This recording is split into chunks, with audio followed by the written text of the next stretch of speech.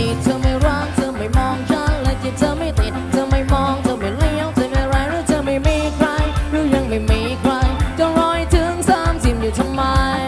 โอ้ละน้อง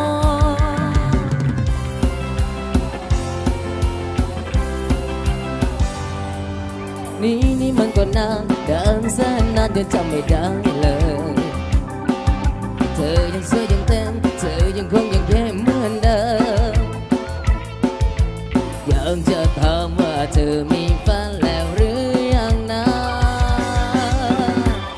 ไม่เจอกันนานนมโตเป็นแฟนกองโอ้ละน้องเอ๋ยที่รักฉันฉันเองก็เคยแอบจดแอบจำมาตอนเรานั้นยังอยู่ม.ปลายจีบเธอไม่ติดเธอไม่รักเธอไม่มองฉันเลยจีบเธอไม่ติดเธอไม่มองเธอไม่เลี้ยวเธอไม่แรงหรือเธอไม่มีใครหรือยังไม่มีใครจะรอถึง30อยู่ทำไมโอ้ละน้อง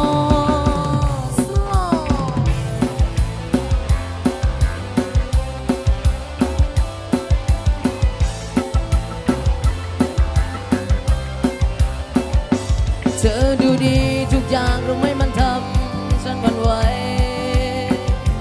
เธอยังโสดยังเสียงอยู่ใช่ไหมน้องไม่เจอกันนานนมโตเป็นแฟนกองโอ้ละน้องเอ๋ยที่รักฉันเองก็เคยแอบจดแอบจำมาตอนเรานั้นยังอยู่ม.ปลาย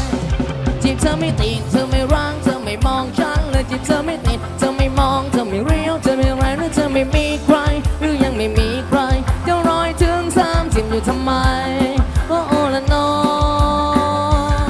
ไม่เจอกันนานนมโตเป็นแฟนกองโอ้ละน้องเอ๋ยที่รักฉันเองก็เคยแอบจดแอบจำมาตอนเรานั้นยังอยู่ม.ปลาย